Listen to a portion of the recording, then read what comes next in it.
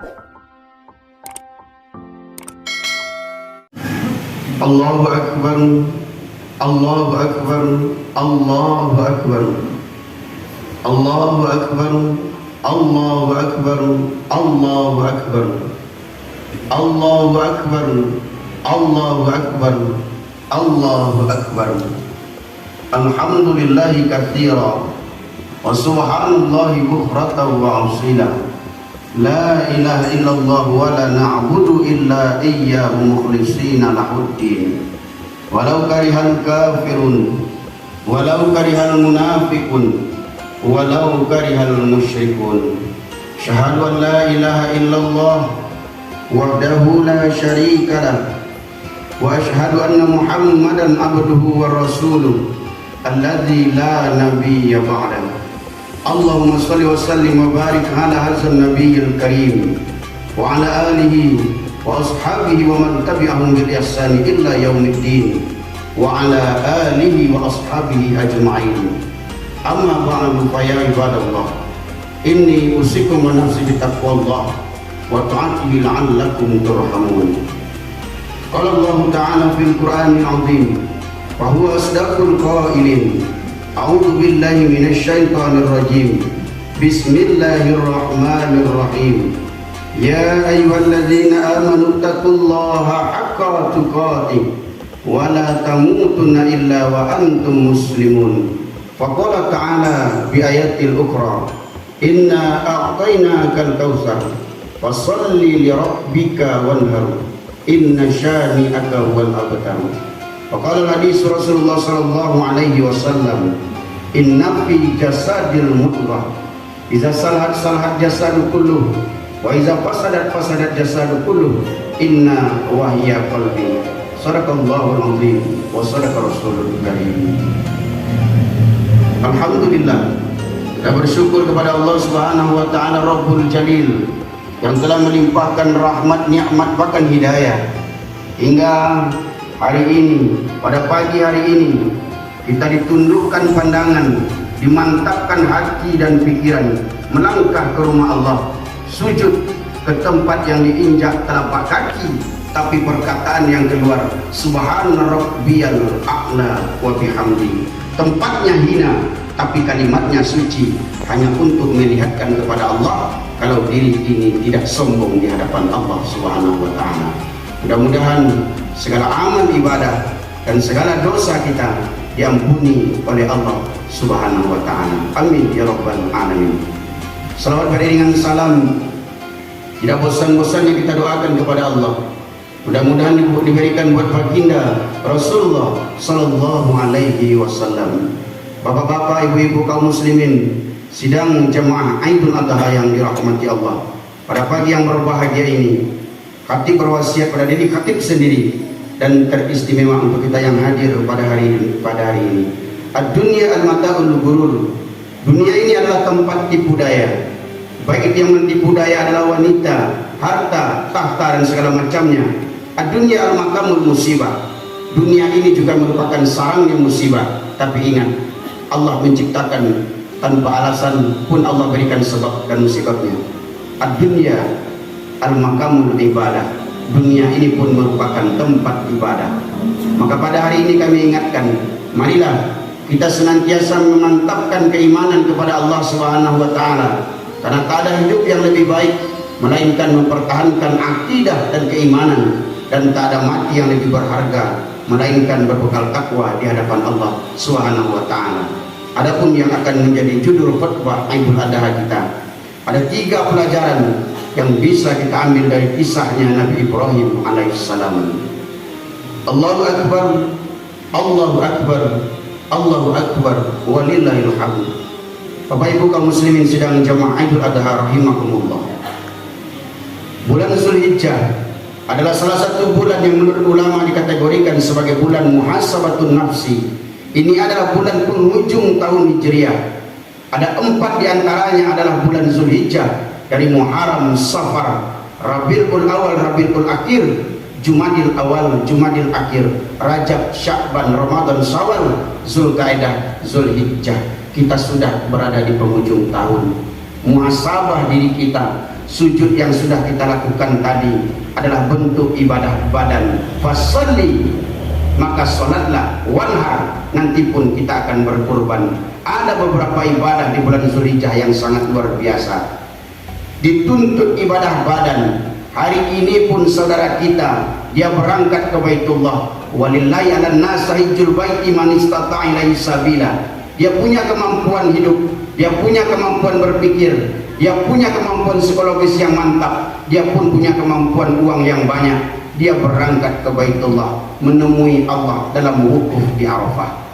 Pun hari ini kita pagi ini pun sujud di hadapan Allah, mengangkat takbir mengatakan subhanallah walhamdulillah wala ilaha illallah wallahu akbar. Ini bentuk ibadah badan di hadapan Allah. Pun setelah ini kita melaksanakan ibadah harta. Harta yang kita punya selama setahun kita ikhlaskan di hadapan Allah, berkurban. Orang yang berhaji 30 sampai 60 juta rupiah dia keluarkan hanya untuk bukan mengharapkan titel haji. Kan haji hanya panggilan manusia, tapi Allah akan memanggil orang-orang yang berangkat ke Baitullah sebagai mukhlishina lahuddin, mereka yang berikhlas dalam beragama kepada Allah Subhanahu wa taala. Begitupun kita yang akan berkurban.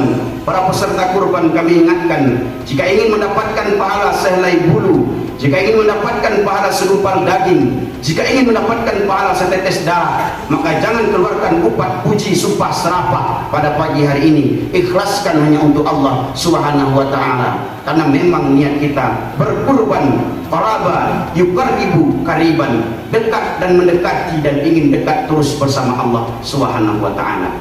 Allahu akbar, Allahu akbar, Allahu akbar walillahil hamd. Bulan Zulhijjah, bulan mengingati suatu peristiwa. Ada manusia yang Allah berikan gelar Khalilullah, adalah kekasihnya Allah, manusia yang paling terdekat dengan Allah Subhanahu wa taala. Bahkan matinya pun ditanya oleh Allah, matinya pun ditanya oleh malaikat.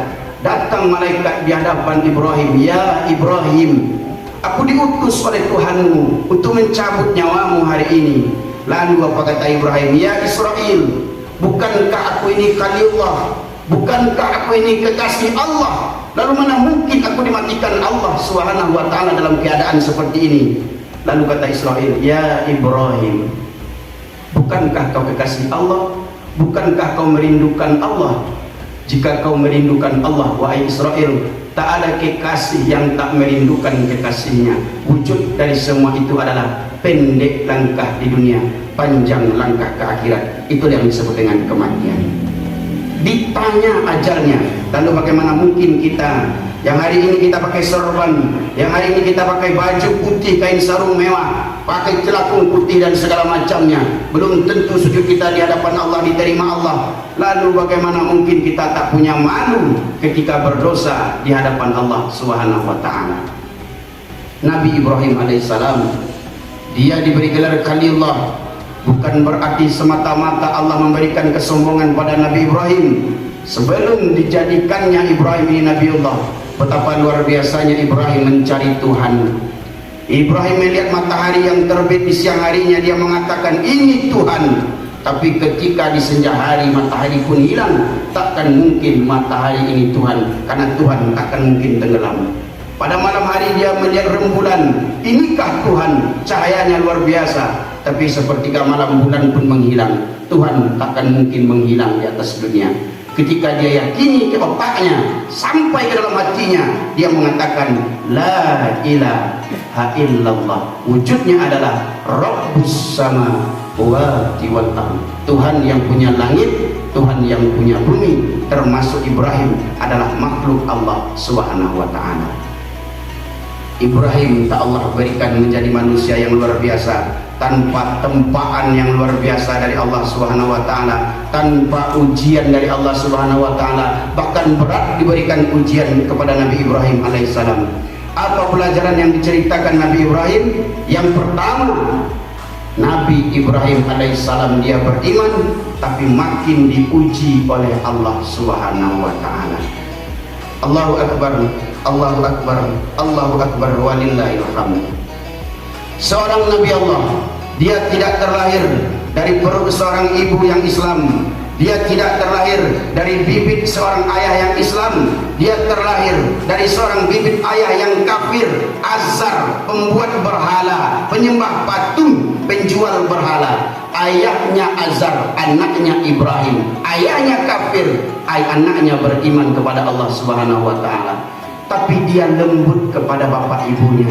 Dia ajak ayahnya dengan kalimat-kalimat yang luar biasa. Ya abati, wahai ayahku, sembahlah Tuhanku, tinggalkan berhalamu wahai ayahku. Apa kata ayahnya dengan mendengarkan sangat emosi? La illam tantahi, andaikan kau tetap menasihati aku wahai Ibrahim, andaikan kau tetap menceramahi aku wahai Ibrahim, la arjumannaka, akan aku pukul kepalamu sampai mati. Wahjurni maliya, jangan kau panggil aku sebagai ayah kandungmu wahai Ibrahim. Ketika mendengarkan itu Ibrahim tak marah. Ketika mendengarkan itu Ibrahim tak menyumpah. Dia mengatakan pada ayahnya, ya abati, sa'astaghfiru laka rabbi. Hari ini pun aku mendengarkan coletehanmu, aku sudah memintakan ampunan kepada Allah terhadap dirimu. Ternyata Bapak Ibu kaum muslimin yang berbahagia, berdakwah yang paling sulit bukan untuk jamaah berjamaah. Berdakwah yang paling sulit bukan untuk anak orang lain, bukan untuk keluarga orang lain, tapi berdakwah yang paling sulit adalah kepada keluarga kita sendiri. Hari ini pun kita merasakan suaminya soleh, mengajarkan istrinya pun tak bisa soleha. Ada orang tua yang soleh tapi punya anak yang tak soleh. Anaknya soleh, pondok pesantren, bapak ibunya tak soleh. Ini ujian dari Allah Subhanahu wa ta'ala. Andaikan ada pada keluarga kita hari ini, ingat bapak moyang kita Nabi Ibrahim pun Allah uji dengan ayah yang penyembah berhala. Allahu Akbar, Allahu Akbar, Allahu Akbar, walillahil hamd. Jangan sangka kita makin beriman, jangan sangka kita makin rajin ke masjid, tapi ujian tak Allah berikan. Sekuat-kuat orang yang beriman, makin kuat imannya, ujiannya pun akan Allah naikkan level buruknya.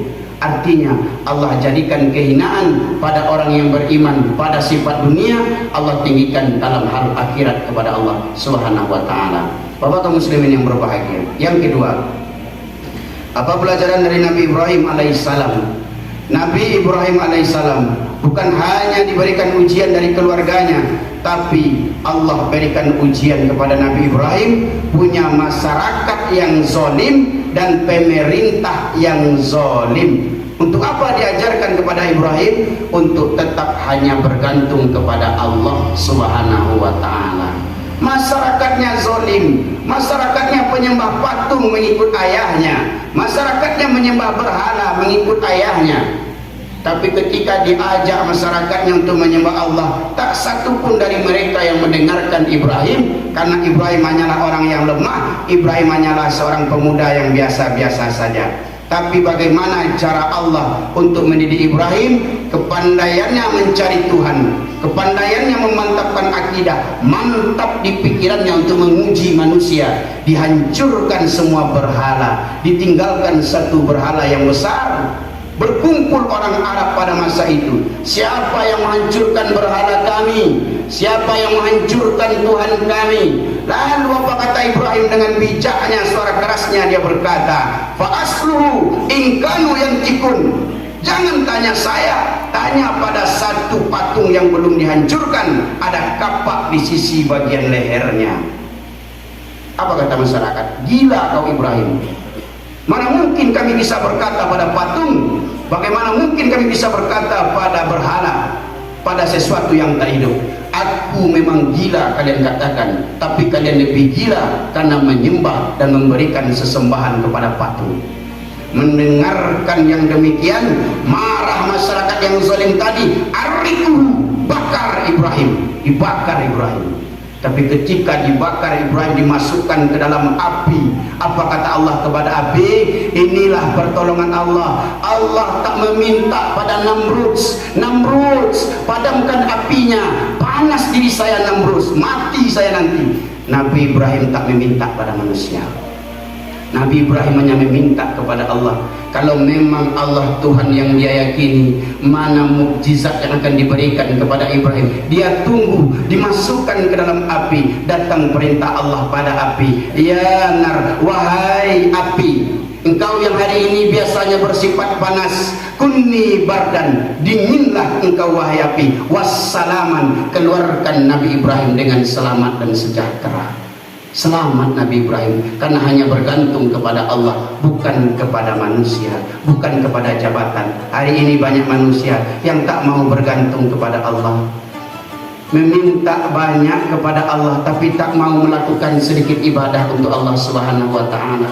Bergantung pada manusia, jabatan manusia tak bertahan lama. Apa kata Buya Hamka? Jangan kau bergantung kepada bangunan, masanya bangunan itu akan hancur. Jangan kau bergantung pada suamimu, manusia dan segala macamnya. Ada masanya mereka akan dimatikan Allah. Tapi bergantunglah kepada Allah. Iyyaka na'budu wa iyyaka nasta'in. Hanya kepada Allah menyembah, hanya kepada Allah meminta segala pertolongan. Tak ada yang tak mungkin dari Allah. Ketika dihina orang banyak, ketika dicaci orang banyak, ingat saja, buah kalau sudah busuk dia akan jatuh dengan sendirinya tanpa perlu dijatuhkan orang lain. Hati mereka yang busuk terhadap dirimu, menghancurkan keluargamu, menghina anak-anak keturunanmu, menghina pasanganmu, mencurangi dirimu dan keluargamu, biarkan saja karena Allah lebih tahu bagaimana cara Allah membalasnya. Itulah cara orang yang beriman mengadu kepada Allah, bukan kepada manusia. Allahu Akbar, Allahu Akbar, Allahu Akbar, walillahil hamd. Dan yang ketiga, Bapak kaum muslimin yang berbahagia, ada pelajaran yang ketiga diajarkan Nabi Ibrahim alaihissalam, merindukan keturunan yang sangat lama. 86 tahun merindukan keturunan. Allah ingin mendidik Ibrahim sebagai perilaku yang ikhlas kepada Allah Subhanahu wa taala. Apa wujudnya Bapak Ibu kaum muslimin yang berbahagia?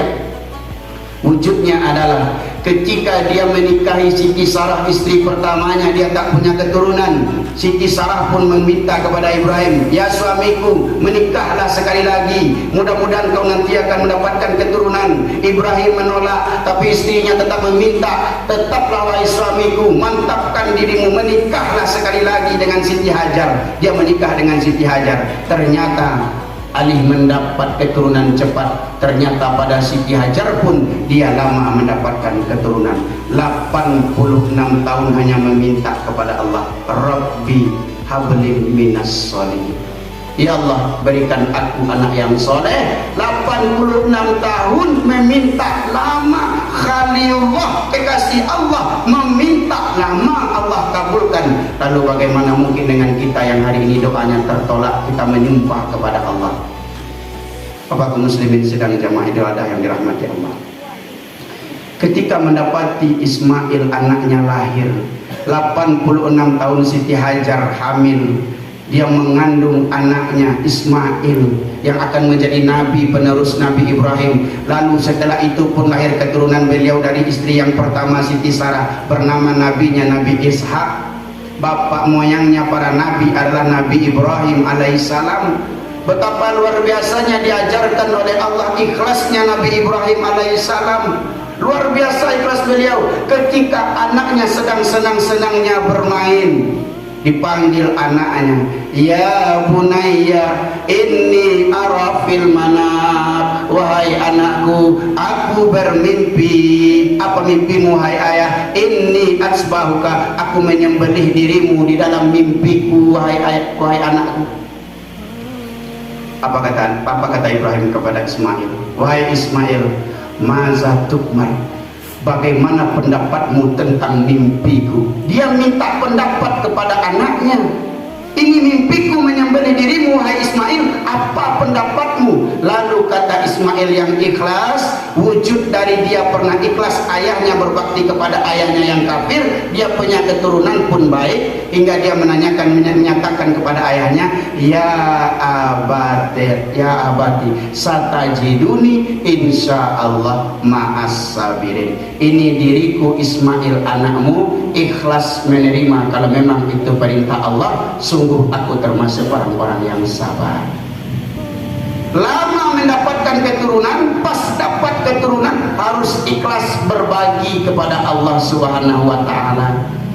Kita hari ini mencintai sesuatu dengan memiliki, kita hari ini mencintai sesuatu dengan menggenggam kuat-kuat, tapi Ibrahim mencintai sesuatu dengan berbagi kepada Allah Subhanahu wa taala. Termasuk sesuatu yang dia rindukan puluhan tahun, dia ikhlaskan untuk Allah untuk menyembelih anaknya.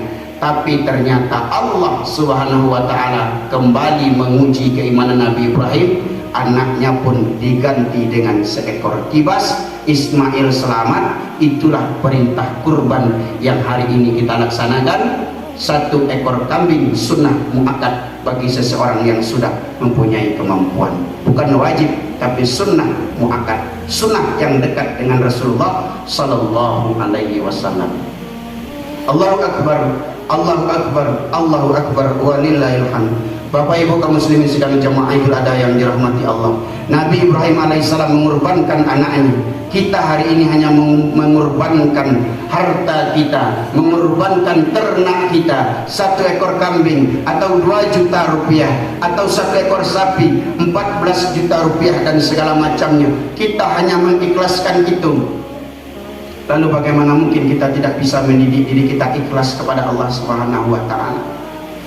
Jangan lagi persoalkan permasalahan kurban yang ada pada masa-masa yang lampau. Jangan ungkit-ungkit permasalahan kurban pada hari ini. Kalau sudah mewakilkannya pada panitia, ingat, ikhlaskan kepada panitia. Kalau memang niat berkurban, niatkan ikhlas karena Allah. Kalau niat kurban hanya untuk makan daging, tidak usah berkurban. Baik beli daging sapi 2 juta rupiah, makan 1 hari, 2 hari, 3 hari, 4 hari, maka insya Allah kurban itu mati di hari 10 Zulhijjah. Kita pun akan mati karena naik darah atau tensi di hari tasrik selepas dari takbiran dikumandangkan. Ini pelajaran yang penting Bapak Ibu yang berbahagia.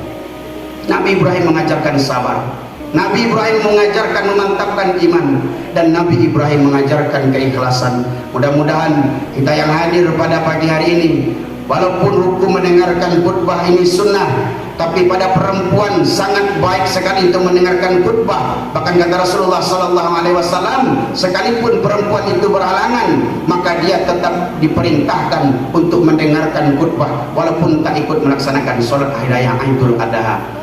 Ini pelajaran yang luar biasa pada pagi hari ini. Belajarlah ikhlas karena Allah. Fatabiru ya ulil absar la'allakum turhamun.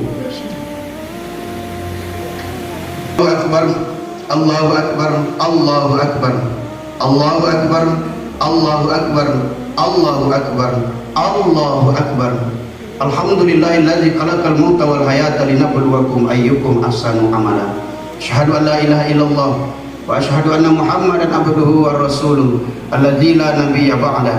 Allahumma shalli wa sallim wa barik ala hazzan nabiyil karim wa ala alihi wa ashabihi ajma'in. Amma ba'du fa ya ibadallah, ittaqullaha haqqa tuqatih wa la tamutunna illa wa antum muslimun. Faqala Allah ta'ala fil Qur'anil azim, wal asri innal insana lafi khusri illal ladzina amanu wa amilus solihati wa tawassaw bil haqqi wa tawassaw bis sabri.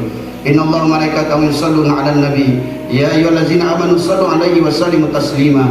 Allahumma shalli 'ala Muhammad wa 'ala ali Muhammad kama shallaita 'ala Ibrahim wa 'ala ali Ibrahim wa barik 'ala Muhammad wa 'ala ali Muhammad kama barakta 'ala Ibrahim wa 'ala ali Ibrahim fil 'alamin innaka Hamidum Majid.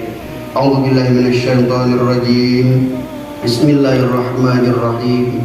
Alhamdulillahirabbil alamin. Assalatu wassalamu ala asrafil anbiya'i wal mursalin wa ala alihi wa sahbihi ajma'in. Allahumma ighfir lana dhunubana wa liwalidayna warhamhuma kama rabbayana shighara wa li jami'il mu'minina wal mu'minat wal muslimina wal muslimat al ahya'i minhum wal amwat bi rahmatika ya arhamar rahimin. Rabbana taqabbal minna innaka antas samiul alim wa tub alaina ya Allah innaka antat tawwabur rahim. Allahumma inna nas'aluka salamatan fid din wa afiyatan fil jasadina وزيادة في العلم وبركة في رزقنا وتوبة قبل الموت ورحمة عند الموت ومغفرة بعد الموت اللهم حول علينا في شكرات الموت والنجاة من النار وأفوئن الحساب اللهم إننا أسألك بحسن الخاتمة وارزقنا توبة نصوحا بقلب الموت يا الله يا مقلب القلوب ثبت قلبي على دينك وطاعتك لا إله إلا أنت سبحانك إنا كنا من الظالمين ربنا آتنا في الدنيا حسنة وفي الآخرة حسنة وقنا عذاب النار Subhan rabbika rabbil izzati amma yasifun wassalamun alal mursalin walhamdulillahi rabbil alamin. Assalamualaikum warahmatullahi wabarakatuh. Sallallahu rabbuna ala nuril mubin Ahmad ya Mustafa sayyidin wa ala alihi wa sahbihi ajma'in.